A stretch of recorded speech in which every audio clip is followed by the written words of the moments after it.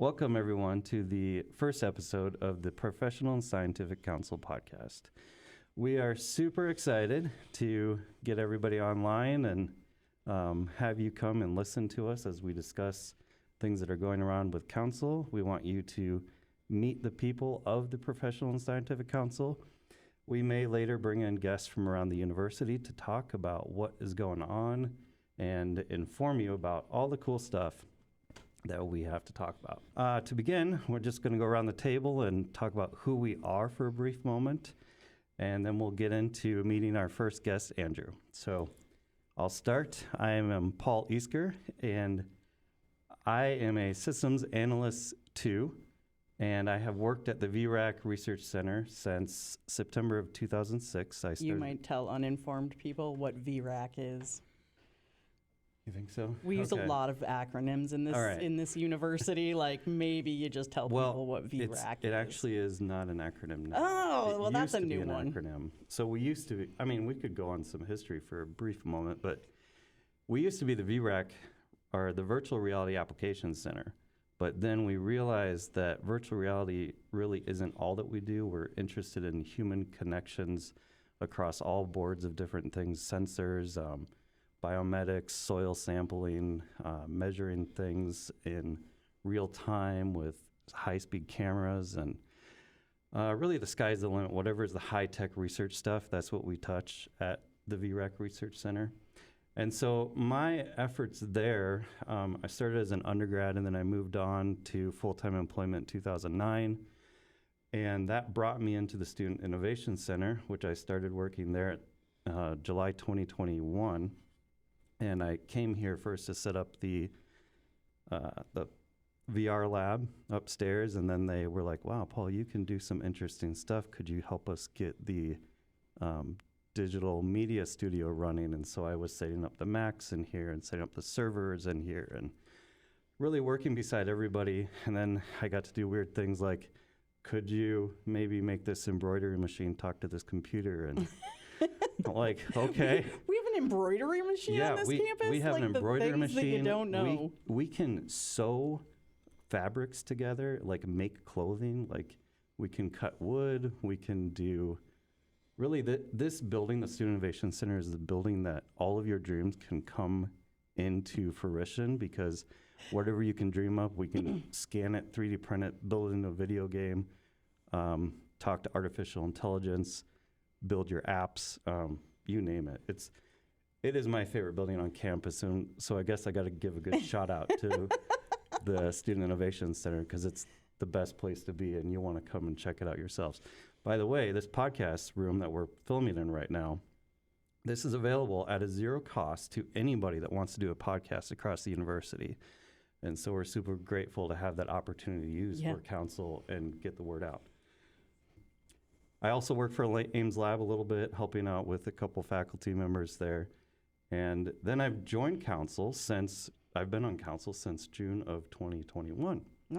So it's been a fun trip. And honestly, this podcast that we're doing today has been like a dream of mine since almost day one, because before I was on council, I was like, why would I want to join council? That doesn't make sense to me. It sounds like a boring, lawyerish kind of stuff. And my boss told me, Paul, you really should join council, because you would learn so much more about the university that you do not understand right now. I'm going to steal it from you, because that's half of why I joined council, or why I ran for council the first time. So I'm Maggie Schonrock. I'm the other co-host of this podcast that we're starting. And I've been at the university for 2 years as of yesterday. And I actually ran for council initially because I was like, hey, I'm a paralegal by trade, so I was like, council sounds like fun. Let's go be in governance of the professional and scientific staff. So that was half of why I joined, and I did not actually win my first race for council. I nominated myself randomly, and I think I got something like 5 votes, and it was like me and 4 other people in my office that voted for me, and possibly my sister, because she works at the university. And so we, because I didn't make it when a vacancy opened up, I got this wonderful email from this guy named Paul who was like, hey, we really think that your skills would be useful to council. And I was like, oh man, like that's a really nice email. Like I can't say no now. And turns out AI wrote that email. I might have cheated a little bit. He totally cheated, but it worked. So that's how I got on council, and that was a year ago now. I am Andrew Sutton. I manage IT for the English department over in Ross Hall, and always I can't say that without saying that we're the largest department on campus. I support almost 200 faculty and staff, and probably better than 90% of us are Macs. So, as opposed to PCs. So we're the heaviest concentration of Macs on campus as well. I've been at the university since August of 21. My wife has been here just a few months longer than that. We came from Peoria, Illinois, to work here at the university. And I have been on council for 4 weeks, I think, or maybe 5. Thank you for jumping into the podcast. Yes. Well, also, thank you for jumping into council. Like, we love people who do that. Yes. Thanks. My reason for joining council, because I pretty much live in Ross Hall, and I don't get out much, and so I wanted to understand a little bit more about the way the rest of campus and the way they work, the way it all fits together. And so I thought this would be a good opportunity to meet other people, do other things. And I got to say, like working over at a economic development core facility, man, that... Do we need to look it up? Probably. No. It's the economic development core facility. You say that to most people on campus and they're like, I'm sorry, you work where now? And I'm like, yeah, I'm out south at the research park, and people are like, oh, you're out there. And most people just assume like I'm on Airport Road, and I'm like, no, we're even south of that yet. So like being part of any part of the Iowa State community, like you have to sort of join up to things in order to not feel isolated out there. So I have, I've been involved in IT since 1992, so I've been at this for a minute. And I am the only IT person, non-IT person in this room right now. Yes. It's okay. FYI, I don't even have social media. That's how IT dumb I am, because That's not a bad thing. it's not. No, I was very dedicated to Windows for much of my IT career, but in 2007, I found myself in Vermont, and there were a bunch of people who they used the people I was working for used a digital certificate for access, which relied on IE6, and the college I was working at out there had a lot of Mac users. it literally took my brain 15 seconds to go IE6. Oh my God, Internet Explorer. Yeah. I thought about instantly going gross, but I just it was. But so I asked them when I got there. They said, this was in 2007, and I said, what do you do for remote access for your Mac users? And they said, well, you can't do that because you can't run IE on a Mac. And I said, well, sure you can. They said, no, you can't. And so that night, I went to Small Dog Electronics out in Burlington, Vermont, and I bought my first MacBook. I took it home and I put IE6 on it. I loaded up the digital certificate. And I took it to work the next day. And I'm sorry, what year was this? It's 2007. And we're still on IE6 in 2007. This is... So when I got to work the next day, and I showed everybody that, then, I was the Mac guy ever since. I love that you're the kind of person that would do that. Like, say, when anybody tells me no, I'm the same way. Like, no, Paul, this can't be done. I say, oh yeah, I'll make it work. You want to bet? Right. Yeah, it's not going to not get done. It's going to get done faster because you said that. So maybe that's a personality trait for might just be. people who like want to fix things generally. Like, I think so. But like when it comes to why we joined council, another thing is we were talking about it, and it's like, if you want to have things work better for you, then sometimes you have to dig in and like you have to be the one to fix not necessarily fix the problem, but to, you know, like work towards a solution, right? Like you can't just sit on your hands and go, well, I guess nothing's ever going to happen. So have you either of you ever heard this idea that if you are the person, or they can tell what kind of worker you're going to be based on which browser you pick? No. I hadn't heard that. So this kind so of what does it say about me if I'm a Chrome user? Tell me this. It actually says quite a bit, because what kind of computer do you work on? Windows or Mac? It's a Dell. It's Windows. So it's a Dell. Andrew, what browser do you use? So I try to, I like to, so I have this thing, okay, I have to go down this bunny trail real quick. I like to try and use things as much as I can the way they came out of the box. Okay. And the reason for that is because then I feel like I'm using it like the designer intended it to be used. So when I'm in Microsoft things, I like to use Edge. When I'm in Mac worlds, I like to use Safari. When I'm in other places, I typically avoid Chrome, but that's kind of that's not fair anymore, because I didn't like Chrome initially because of the footprint, the heavy footprint, you know, because each tab was like its own instance, and so it took up a lot of system resources. But very recently, I've started using Atlas, and that's the default browser on my Mac right now. Atlas is ChatGPT's browser.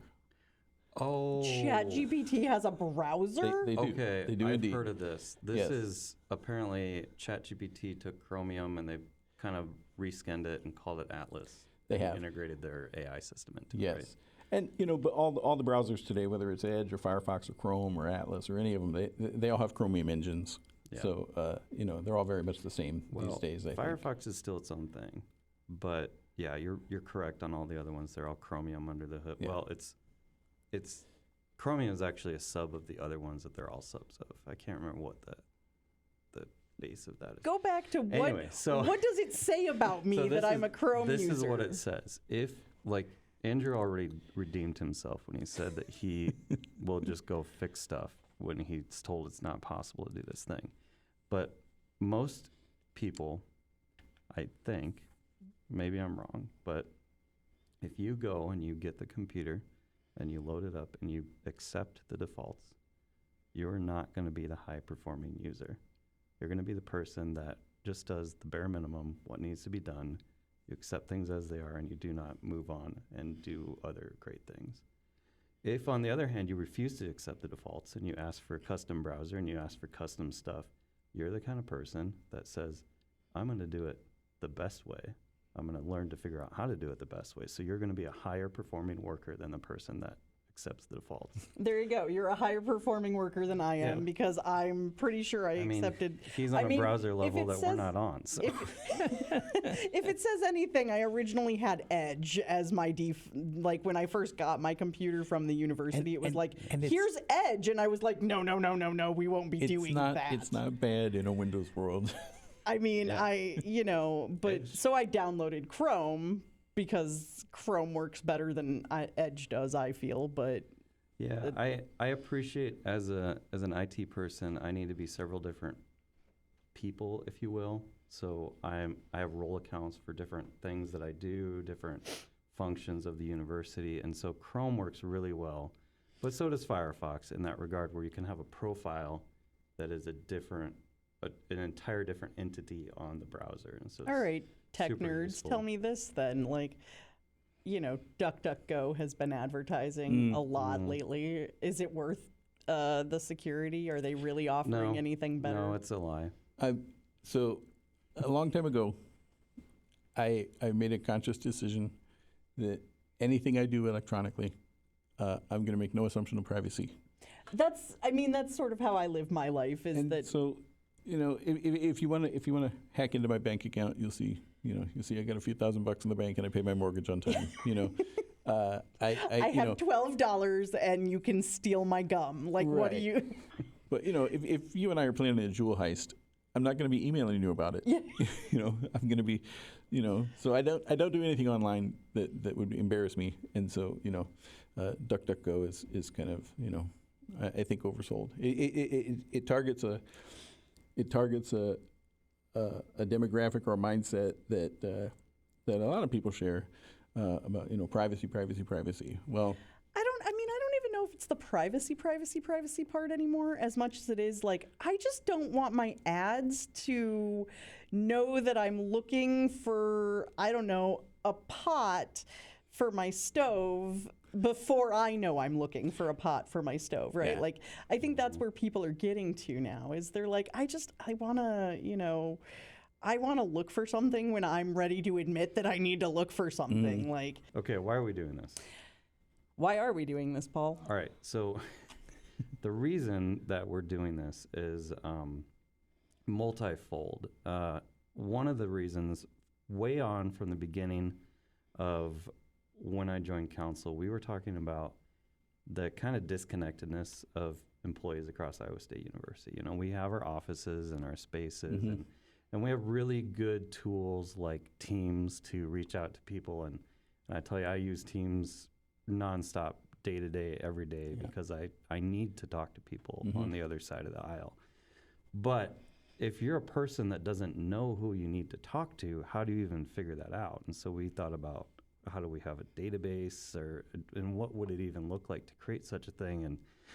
And so in one small way, this podcast is answering that problem, because we are going to be talking to people that are on council that are experts in their field that, as you've seen today already, we're talking about all sorts of random tech things that we know, and maybe you can benefit from. Maybe you see us and go, oh, you work where? I need to talk to you. And we're all available on Teams, so you can reach out to us and learn something.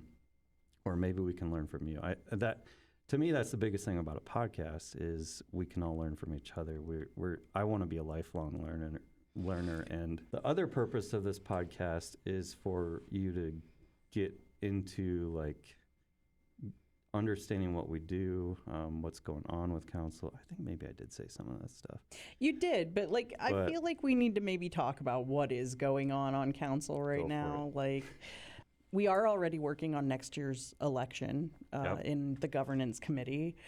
Comp and Benefits has been working on their report to submit to exec council. Professional development every month or so, I think, does a tour of a really cool place on campus. So, if you ever get a minute, you should check those out. We really have been working hard. I was telling Andrew last year, and I think we might be doing it again this year. We're going to do the 333. Oh, yeah. The 333. What's that stand for? Remind us. So you do. So you have 3 people that you talk to, and you ask them 3 open-ended questions, and then you get 3 responses, and it gives you those 3 takeaways. So I want to say last year's were I don't know, communication channels, so hence this podcast. I don't know, management,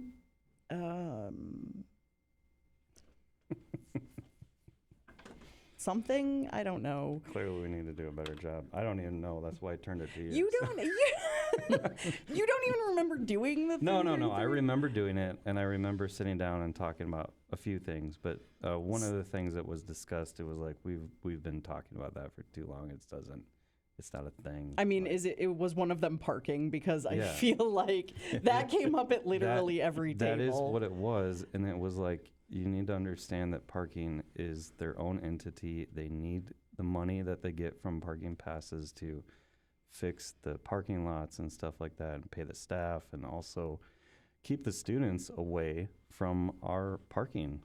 Students just want to park in these parking lots that we're paying $500 a year to park in.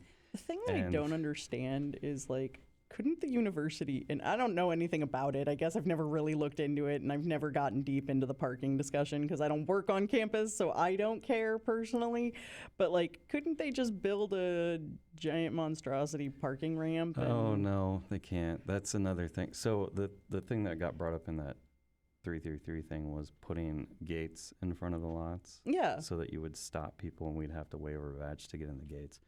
But that's crazy when you think about the amount of money it takes in tech and resources to build the gates. But Well, and then but upkeep to them. what you just said, It's a whole building lot. a parking garage is a multi-million-dollar Oh, sure. That's project I mean, that doesn't actually return anything on the investment. It only gets worse and worse and worse over time, and then you have to rebuild it. And so it makes a whole lot more sense to repave every lot when it gets bad, needs to be done. They just did that to lot 6 where I park over the summer. And I mean, I was just more thinking on like quantity of like parking spaces. Because then if you have a gate that guards, like the parking again, let's go back to, I know nothing about this. Yeah, so. you still need to be able, like students will have projects that they bring back and forth. Like, half of the Howe Hall is aerospace building. And so they're working on their planes and drones and stuff. And there You've is got planes and drones over there? Oh yeah, they're actually, if you want to do something fun at the very end of the semester, you should come and see what they're doing with drones. They build these drones and then they fill these helium balloons up. They're massive, massive balloons. So they're sort of not, what do you call it when an object doesn't sink and it floats at the perfect level? Okay. I know what you're talking It's about. neutrally buoyant is what they talk Okay. about in water. I'm not an aerospace engineer, so I'm sorry. I know I'm saying the wrong thing.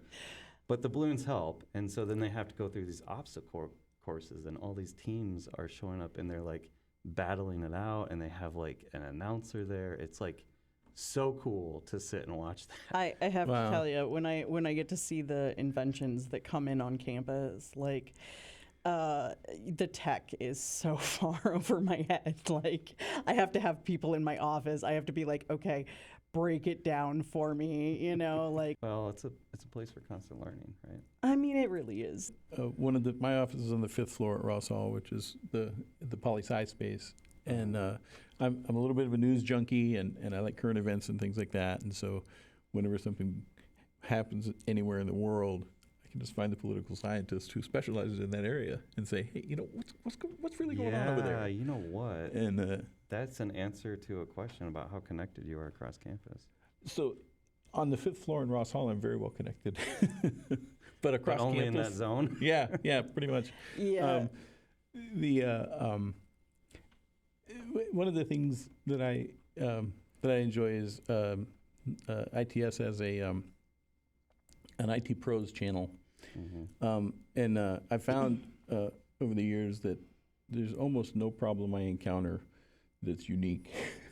Somebody has had that problem before, and so usually it's someone like Jason Shuck, but the IT Pros is a great resource for me to go to and reach out to other IT folks across campus. Yeah, I'm a member of the IT Pros too, and it is a really good resource. As you said, anything going on is in there. If there's a campus IT incident where, say, the network's down, we know it's down because, usually we know it's down because someone came to us to complain about it. I was going to say, that's But- usually our first. But we also have access to the tickets to know what's going on with it while it's happening. Like a good ticket will do a lot. Like a lot of knowledge up front when you submit a ticket will do a lot to direct what happens to it after the ticket. For me as an IT person, I typically need some very high level things. And so I will submit a ticket and say, this ticket needs to go to this department and you need to talk to them about these specific things that I need. But for the end user that doesn't deal with it on that level. Customer. Sorry, we were talking about that earlier about how we shouldn't call people users. So I saw in a documentary one time that only in IT and the illicit drug trade are customers referred to as users. I would and, like to not be a user then. And so when I you're heard a that, customer. I make an effort to call them customers instead of users. So That's probably a good plan. you know. Yeah, but you bring up a good point.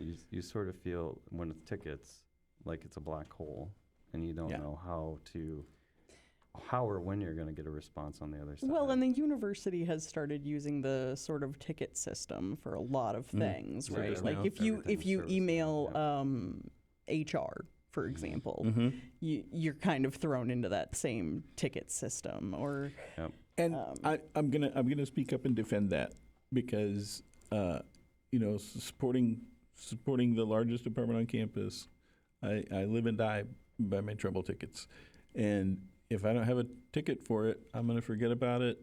If it's a hallway conversation and someone says, "Oh yeah, can you do this for me?" I have the best intentions, really I do, but I'm gonna get lost in some other problem and forget what they said. Or even worse, I'll remember what they said but forget who said it. And so, I know I need to, go fix that computer. But so it's really, I appreciate the ticketing system. In addition to just a to-do list, it also helps my boss know what I'm doing when it comes to review time. And it helps justify headcount. Because, if we've got What do you mean by head count? Like how many people are on? like how many staff? people are on the team? Because if we've got a team of 3 people and they're doing 10 tickets a week, maybe we don't need all 3 of those people there. But if they're doing 200 tickets a week, well, maybe they need some help. Yeah. What do we do as P&S counselors? What's our job? How do we interact with people? What do we, I get the 333. That's a great idea. I like that. Does it matter which 3 people I talk to? Nope. And are there specific questions I'm supposed to ask them? Nope. Okay, just any Any open-ended 3 question. open-ended questions. Do I ask the same questions to all 3 people? I don't remember the I rules, believe if that I'm being was- honest, but so I think that this was just an idea that a group had Sure. to kind of get feedback. get feedback about what's going on with our. Okay, well, let's go back to your question. What does council do? What we do is we are a group of elected people that have been voted for by the people who we represent, which are the professional and scientific employees on campus. To the question of the representation, you divide that number by 75, and that is how many people should be our representatives on council. But there's representation per area, so then that number gets a little bit bigger because a smaller area might have, I don't know, depending on how you round it. You're or talking whatever. about divisions, right? Like Divisions, the yeah. academic Yeah, affairs so division, Andrew the and student I, we're affairs. academic affairs. Yep, I'm president's division. Presidents. Then there's student affairs and ops and finance. Yeah. So we have to have a certain number of counselors for each area based on the number of people in each area. Okay. So we are, to those people, we are the voice to leadership. So we have the direct connections with everybody in charge at Iowa State. While I was on governance committee, while I was a chair, I was part of exec, and exec gets invited to sit down with Wendy and top leadership for lunch a couple times a semester. I used to go there with my one wheel and ask Wendy if she would like to ride my one wheel. Did she ever take you up on that? No, she didn't. She was nervous about balance, and I was like, I'll hold your hands, Wendy. It'll be really fun. But people say you shouldn't do that, but I'll tell you, I got to know of her as my friend. Yeah. And that's one of the great things about council is I got to know all sorts of people in leadership as my friends. They're not just the people that tell me what to do. They're the people that work with me about how do we do it well. Now, council doesn't have specific power to make things happen, but we, like I'm saying here, we have a voice in the ears of the people at top that do. And so it might be someone might complain to us about a thing for years and years and years, and we will talk to leadership about it for years and years and years, and it may eventually change. So let's go back to one of the questions here for Andrew. What resources do you use across campus to do your job? So I kind of touched on that a little bit earlier. IT Pros is a huge one. And the other one that I rely on a lot, I've made some electronic friends that I've never met in person over in Solution Center, and and those guys, frankly, are on top of their game. There's a few of them over there that I talk to on the regular, and they just when I don't know what to do with something, I'll just reach out to one of them in Teams. So Teams is another resource that I use.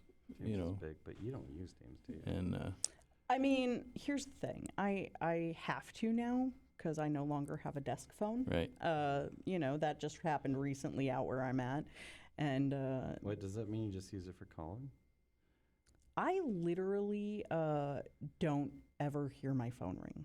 I don't even know if my phone were to ring, like if Teams were to ring. You don't even need a number, technically. Oh, barely. Okay. I think I've gotten, in the 2 years I've been at the university, I think my phone has rang legitimately 3 times. Other than that, I get a lot of spam calls. Like Fifth Third Bank, for some reason, keeps calling my phone. Why? I don't know, but they keep calling. You must owe them some money or something. I mean, I don't know because I never answer the phone. The one day, I have to tell you, the one day my phone actually rang and it was like a legitimate person. I was like, I don't even know how to, like, I had to think about it for a second. I'm like, I don't even know how to answer the phone. Like, I don't have an official, because like my previous jobs, I always had like a very official greeting. Like anytime my phone rang, I would say something very like, Oh, really? Oh, yeah. Well, because in a law firm, like I've always worked in law firms, right? So like I would pick up the phone and say my name and the attorney that I, represented or that I worked for, and like, how can I help you was always in there somewhere, right? Like, but now I'm like, I had to think about it for a minute, and so I just answer the phone and say, "What's up?" so I had to think about it, and I was like, Office of Innovation Commercialization, this is Maggie, like. Sounds like you did all right. I tried, but yeah, I mean, and like tech-wise, I mean, we have a database, right? Like that we keep all of our information in, but beyond that, like email is what I do all day, almost every day. Like, same for you, Andrew. Or do you use your phone much at all? I do actually. I use it a fair bit, and because people, a lot of times it'll be people who have trouble in classrooms connecting to projectors, sound issues, and they'll. Oh, so they'll call you and say, "How do I plug in the HDMI cable?" And exactly. Yeah. And so I do use my phone a lot, and when I've got to call vendors and things like that. So it's and I like Teams calling, so it's good for me.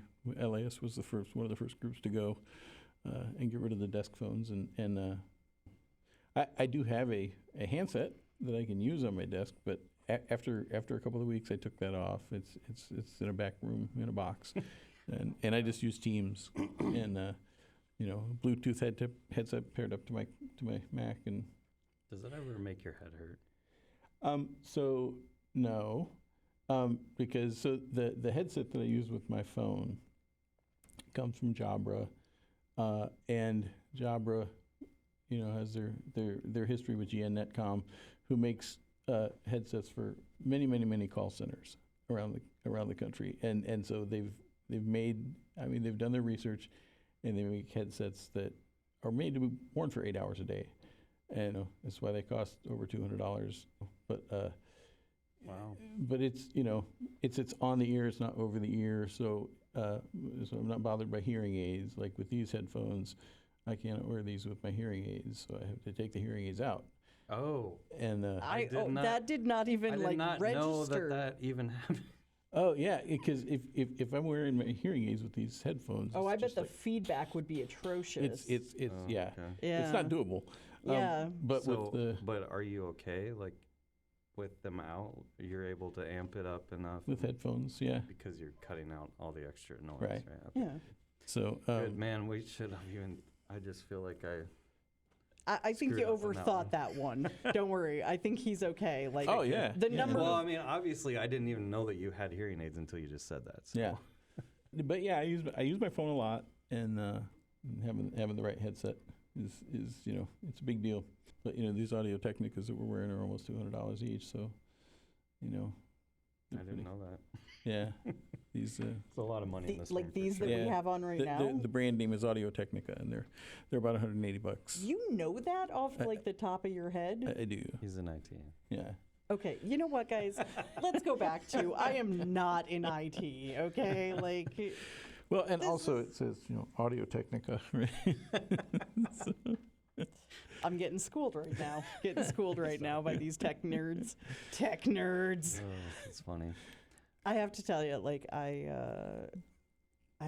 don't use much tech in my job. Like my computer works just fine, and I think I use it for like email. Yeah. See, we can help you with that. We can the thing inject that- all kinds of tech into your world. The thing that really actually makes me nervous is that because I don't use a lot of tech in my job, like I don't get to learn all of these new cool tools. Like, for example, I didn't know the university had a podcast room until I was talking to Paul, and I was like, That's- "We should." I made an offhand comment. That's how all this started. I was like, "Man, we should start a podcast," and Paul's like, "Oh, that's actually a really good idea." And it is. That's because you backed the idea that I've had forever. So. It's like, I know we're going to have it. I know how it's going to work. Let's go. Like Paul had this all ready to go. He's like, he literally reached out to me over Teams one day. He's like, so were you serious about wanting to do that podcast? And I was like, well, I mean, sure. And he's like, okay, here's the list of questions that I think I've come up with. He's like, what do you think of these? And he's like, I already have a list of guests all lined up. And I was like, I love it. all right, Paul it. is on top of this, and I am here for humor and snide remarks. That's my role. I've known that Ramu moves here because one of my very favorite faculty members is Abram Anders, who's the associate He's director awesome. I work of with him. student who? innovation. Abram Anders. I have no idea who that is. His home department is English, and so I've supported Abram for years. And when he came over here, I would come over here from time to time to help him with things. And one time he gave me and another faculty member a tour of the place, and we started at the top.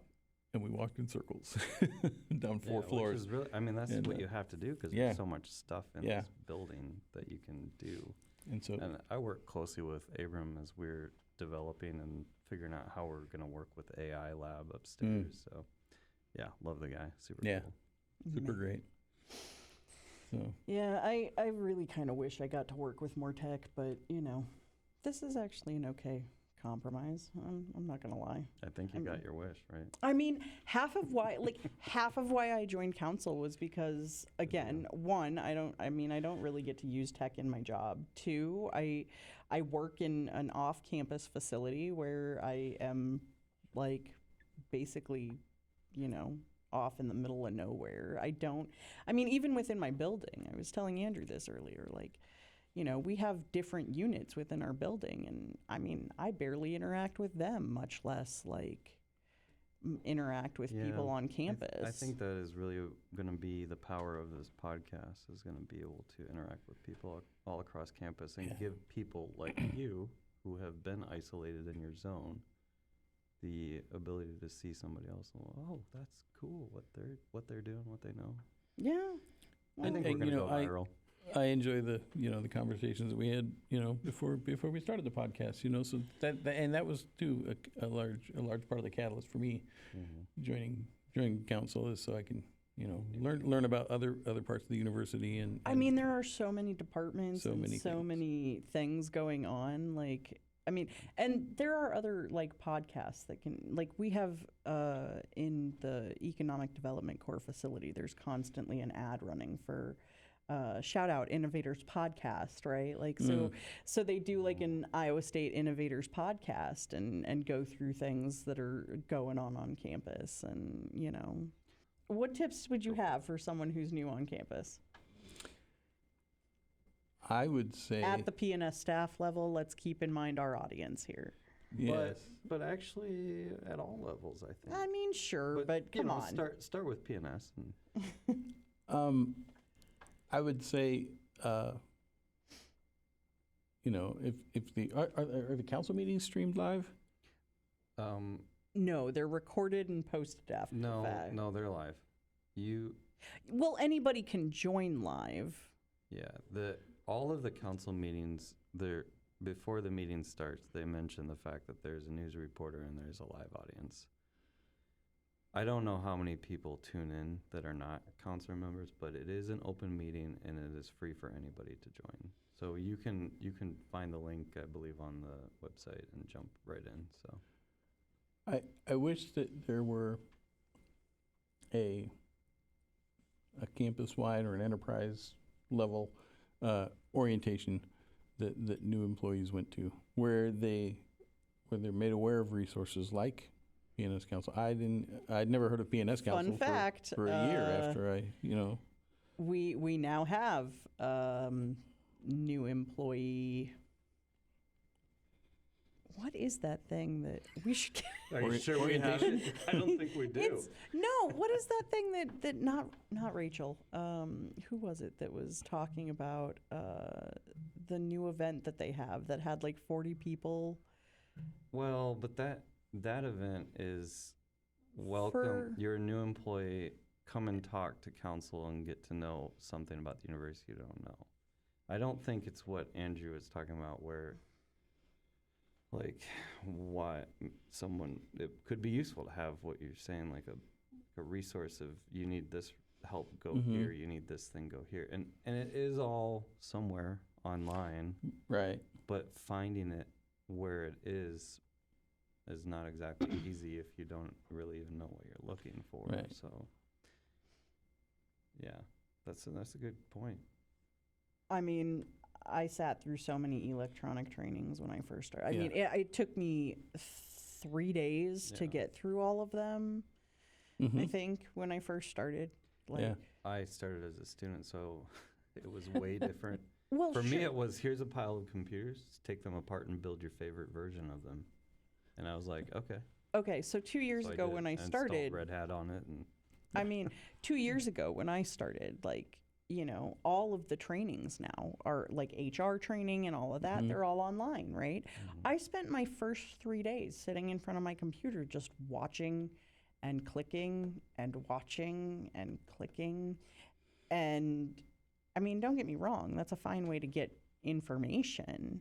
Yeah. But, you know, and to test how much I'm remembering the information for 5 seconds. But it's not really a great, I don't know, I don't feel it was a great orientation to campus. Like, did you do something like that when you started? Not that I'm aware of. Not that you remember. You know, I know. I mean, the HR training, yes, and there were days worth of, you know, but it took me almost the first month to get through them because I was doing them, you know, hour at a time here, you know, do an hour here, do an hour there. And, oh, you know, no, I was doing like 8 hours straight a day times 3 days. I just got them in and got them done. You know, I would watch the first hour and then someone would come in with a problem. And so I'd have to go and help them and didn't get to, you know, and then, you know, the day just, actually makes a lot of sense. that's, especially being in IT. That's kind yeah. of what the job is someone comes in, I have a problem, you get up and help them. Exactly. Yeah. And, you know, we, in Ross Hall, we generate a lot of foot traffic in the office. As, you know, as people who are coming in, hey, yesterday when I was in class, I couldn't do this, or yesterday when I, you know, or I'm getting ready to go into class and this wasn't working last week. Can you go down and help me, you know? And so a lot of that kind of stuff. So before school, lunchtimes and after school are the busy times in our office. So other than new orientation, what would be your other tip? Or to stick on the multiple theme, tips. the If you have stick more on the than theme one. of 333. Like, what's 3 tips? So you've got 1. Go 2. No, say as many as you want. So another thing that I found really helpful. My wife started here a few months before I did, and we came up, on the weekend, and we drove all over campus, and we circled campus for nearly an entire day, just driving around on a Saturday, and and figuring out what buildings are where, and so that was good to learn a little bit. Not gonna lie, I moved away from Ames for 20 years. When I moved back 2 years ago, like, I have still avoided campus like the plague. When you work on campus, you kind of learn that there's times that you need to make sure that you're not in specific areas. Like, Yeah. for instance, during the class breaks, don't go to the bathroom. Right. Do it during class. Yeah. Because otherwise it's going to be all backed up and you're going to have to zigzag through people in the hallways. But little things like that, or I have to tell you, don't go to lunch at noon, go to lunch at 11:30. so Exactly. so That's a good one. my significant other works over at the dining center, and he he gets off work at 2, right? 2 in the PM. afternoon? Okay. Yeah. And so I have to go pick him up every day at 2:00, right? Mm-hmm. And so I drive into that little parking lot right behind the Union Market Drive, Mm-hmm. and trying to get out of there at 2:00 in the afternoon. It's Take like a right. it's Yeah. like You it's like playing a should- game of whack-a-mole. Yeah. It's like, how many students can I run over in 5 seconds or You less? should probably tell them you'll be 15 minutes late every day. Because then you wouldn't run into everybody. I wouldn't run into anybody 15 minutes later. Like, that, it Yeah. blows Mm. my mind how quickly that Yeah, happens. It would be interesting if we had a method to count the amount of foot traffic that happens across campus during during a class shift. Because it's however many students are on campus. What did they say the other meeting? 31,000. Yeah. That's a lot. That's a lot. Yeah. I've lived in towns that don't have that many people.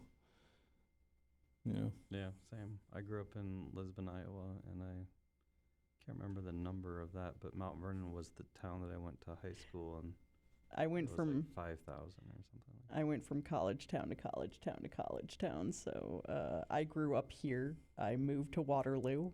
Then I lived in the Twin Cities for 3 years while I went to grad school. Then I went back to Waterloo.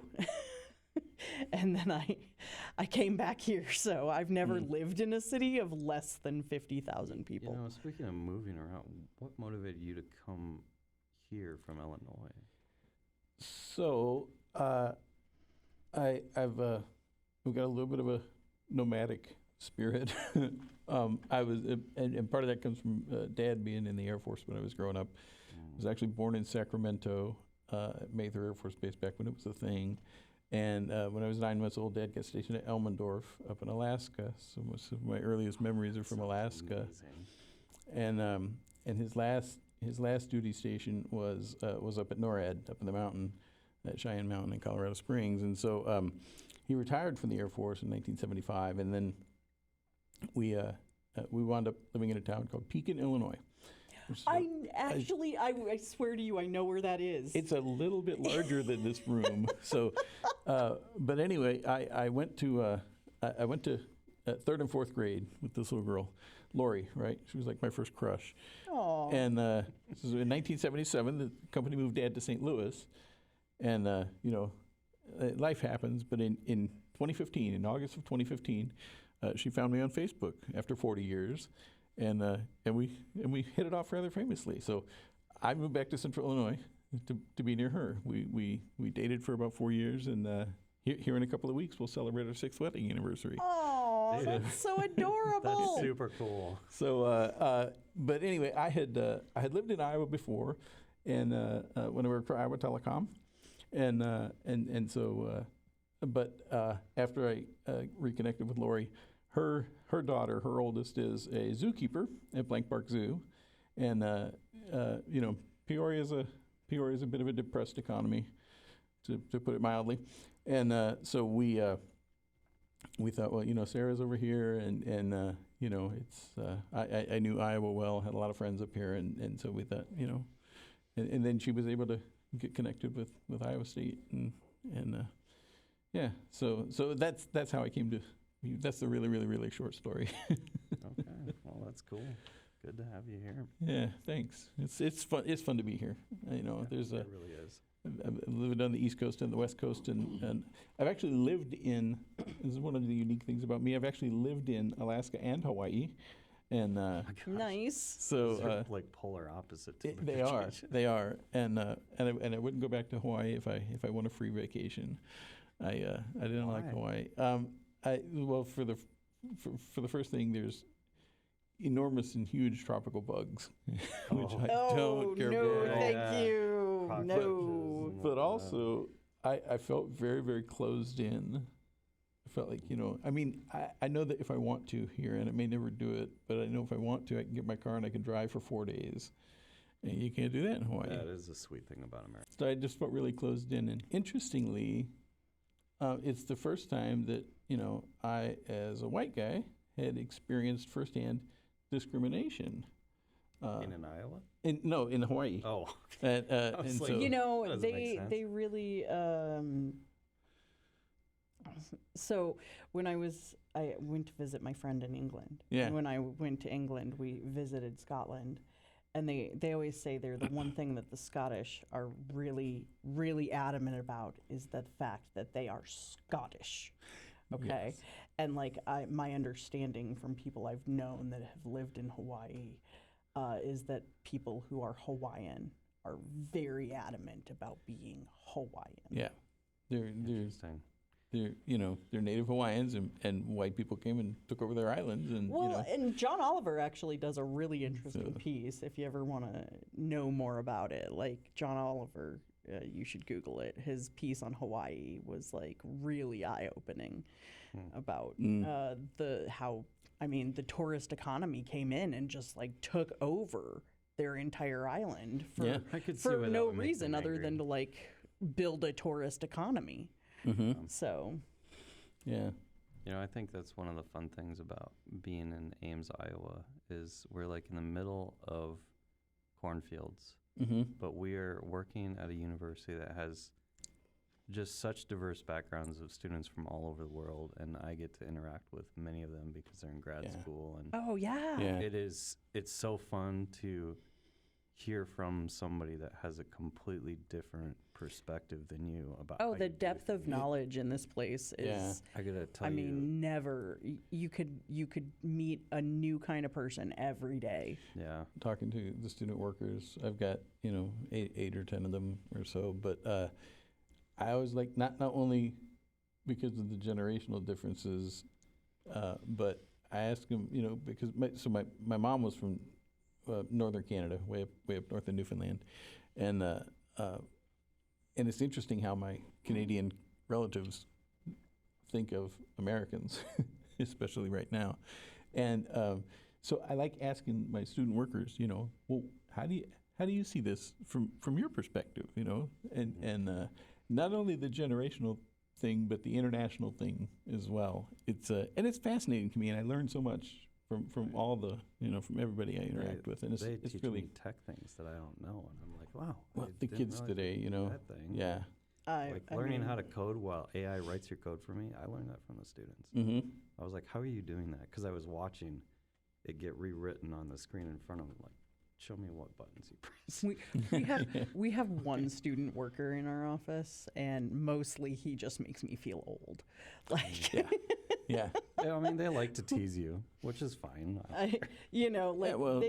they love to remind you how old you are, and I'm like, I don't feel that old, but apparently, like, we made a reference to the Spice Girls the other day, and they totally missed the reference. Well, and why would they know that? That's so long ago.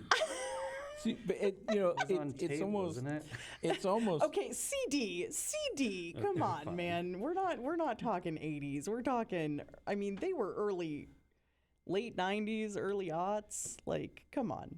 it's to me it's I'm at the age where it's almost become like a badge of honor because I can talk tech with them, and I can talk about things that they don't have any idea about. So the year I came to Iowa State was the year after the Ross Hall fire, and there was a lot of cleaning up, and there was a lot of things like that. And so one of the things I found amongst the all the stuff was a shrink wrapped in the box, never been opened VHS cassette rewinder. And so That's the best thing ever. it is. And I took it, and I was showing it to my students, and they're like, "What is that?" Why did you have to have something to rewind these things? Yeah, be kind, rewind, right? Yeah, Oh my absolutely. God. I remember so my parents bought one. Yeah. Like it was the high talk of the town, man, that we had a VHS rewinder. And my dad was like, huh? How much did those cost?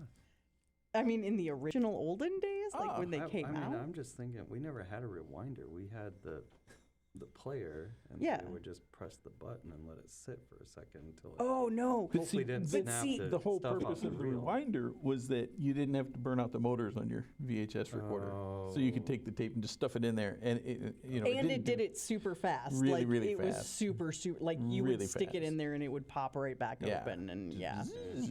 I mean, because it didn't have Did any it read ever heads or rip anything the to. reel off? Oh, that's good. No. But yeah. The not so fun thing about being in your midlife crisis is that you don't have any of that, like, wisdom, and then people just call you old anyway, and you're like, I'm not that old. So the first time I became conscious of how old I was when I was at Iowa Telecom and doing DSL support, and I talked to this. I had this farmer on the phone one day, and we got to the point in the call where we said, okay, can we restart your computer? And he says, oh no. And I said, what's going on? And why is that a problem? And he said, well, it's going to take this computer about 15 minutes to restart. He said, because it's really, really slow. And I was trying to make him feel good, and I said, well, I tell you what. I said, it's okay because I'm a really, really slow tech. And so it became a thing. Whenever he would call in, he would ask for the slow tech, and they would just send him over to me. And so, Way to be like, that's like Dr. Manner side, or what do you call it? The doctors are really good to their patients. Bedside manner. Bedside manners, yeah, that's great. Bedside manners for technology. Or in tech, you could just call it customer service because that's what you're doing. In tech, I have felt that a lot of times what we do is we are the psychologist for the person to help them realize that the problems that they're facing are not life-threatening.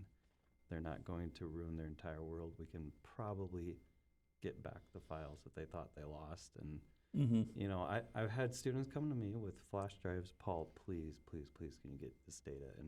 And I know tricks. I can pull photos out of thin air because we can figure out where the data was on the disk and stuff. But it is a weird thing to be a computer psychologist. All right. Well, I figure we can probably wrap this up. We probably should. Oh, that's interesting. That clock is not right. Yeah, no, that's probably like 17 Okay. minutes Any slow. parting words for the first version of the podcast? Anybody? I really enjoyed being here. Thanks for the opportunity. It's been, I'm looking really forward to learning more about, PNS Council, more about my colleagues across the campus, and I'm just it's a really cool opportunity.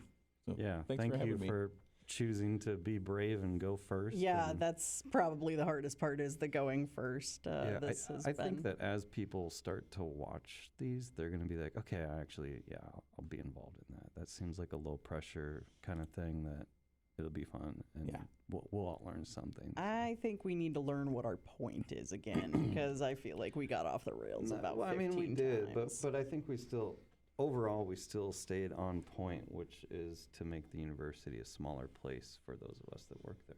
So True that. I think we win. So, all right, we'll close this down on a win. All right. Take that. Until next time, everybody, thanks for tuning in, and we'll see you at the next episode. Bye, all. Thanks.